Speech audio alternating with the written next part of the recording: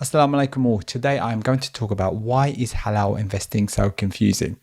Now, halal investing is something that I speak to a lot of people about and just trying to get them into it.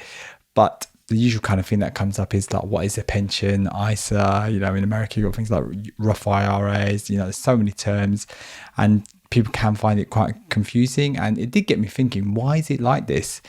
And I was definitely like that. I didn't really sort of understand what was going on in terms of investing and things like that. However, after seeing like a few videos on YouTube, I actually realized maybe there's a reason why things are confusing. Maybe there's a reason behind that, and how generally the financial market wants to make money from people. So in this video I talk about how I myself kind of managed to deal with that, and I explain this in the video. So, Assalamu alaikum, welcome to Simple Muslim Money, which is all about simple halal investing, personal finance for Muslims. Now, everything I say here is purely for entertainment and information purposes. None of this is financial advice. Okay, so let's get into it. Now, first of all, the one thing I want to highlight is there's a really cool channel out there called Financial Tortoise. I really like the kind of philosophy of it. And this is the channel, and there was like a particular video in there that kind of got me thinking about, okay, why is it all this like financial information out there? Why is it so confusing? And what does it all mean? And then got me thinking that actually the financial companies actually want to make it confusing. There's lots of terms and things like that in there. You can feel really overwhelmed.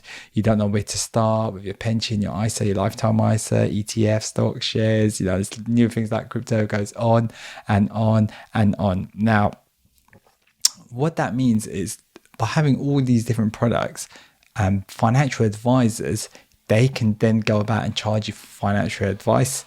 And some of these financial advisors can charge really high fees, or they're only offering certain products, or they could get commission and things like that. So by being more confusing means that it kind of, people like financial advisors can do like really well out of it. Now, I'm not saying all financial advisors are bad. There are definitely kind of good ones out there. And I definitely want to get that clear. Financial advice can be sort of very good, but definitely need to be careful because some do charge quite high fees, and also they may not necessarily be recommending the best funds for you because they get a certain cut or commission out of it. And another thing is that halal investing can seem even more complicated because you've got to understand the investing side as well as the halal kind of Muslim aspect. When in actual fact it isn't. Like, as long as you understand the investment side, you just kind of look for a halal sort of version of that particular sort of investment. And nowadays there's lots and lots of options out there.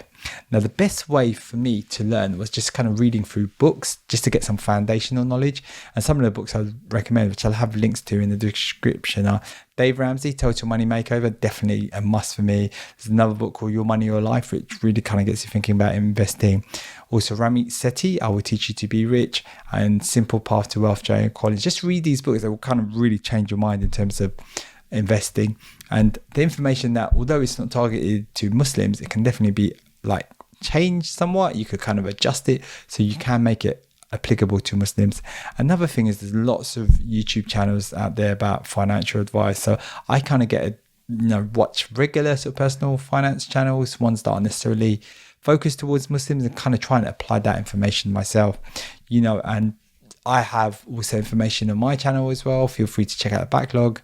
And, I'm trying to add kind of more and more information, and one, just to hopefully I can kind of reach people, but also as I'm learning, it's really good just to kind of, for me to document it and put it out there.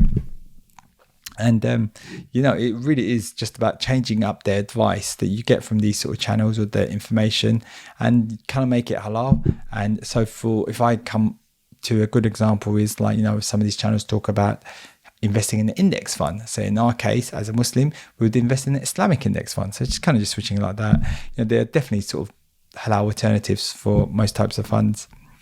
Now, one of the main things I do is that I try and keep things simple. I try to keep them simple, slow and steady, just as the financial Tortoise has said. So now, the first thing from an investment point of view, I would say is definitely have an emergency fund. So that's something I'm sort of having to build up a bit again. We've had like quite a few expenses. I'm trying to get 6 months worth of expenses, and this is really good advice from Dave Ramsey as well. And another thing I kind of learned is like, a pension could make you a millionaire. Now, pensions is something I've been talking a lot about recently, and I've got some old videos about that. I'll make sure to have links to those in the description. And one of the key things is to make a pension halal. So picking halal investments. So in my case, Islamic index fund, from my research, that's been a really good thing to invest in. But also with a pension, you get employee matching. You're actually getting 100% free money.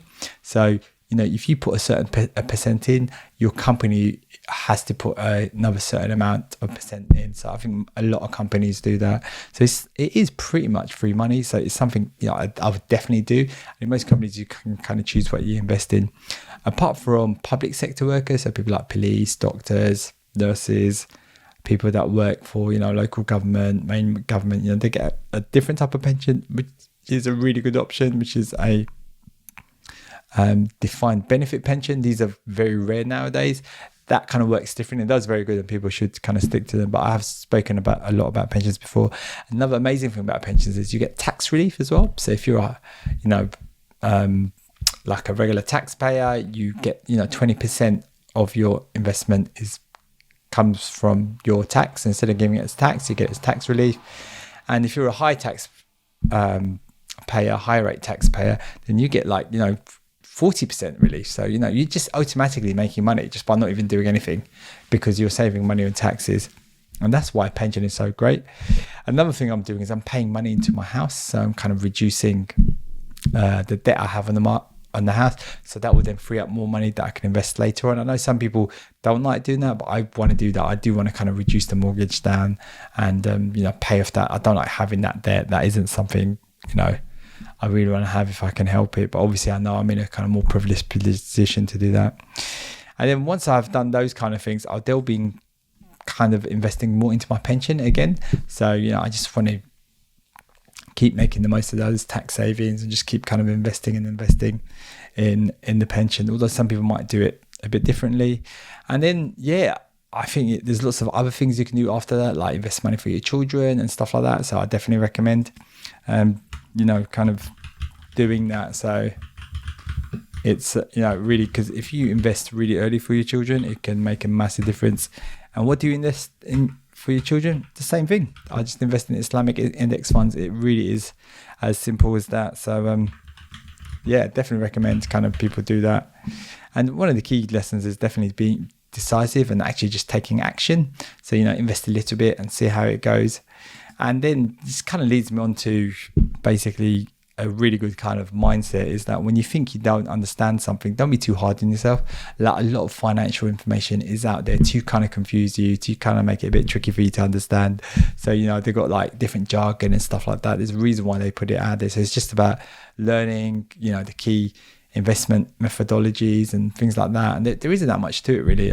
Most of the time I just invest in Islamic index funds, just focus on having emergency fund, topping up my pension, and those two things are really key. And then any extra money I have, I then kind of invest it just in a regular investment in a regular ISA. So so the goal of this channel is to keep things simple. So please hit the like button if you've had any sort of benefit from this video. I really appreciate it, and inshallah I'll see you next time. Assalamu alaikum.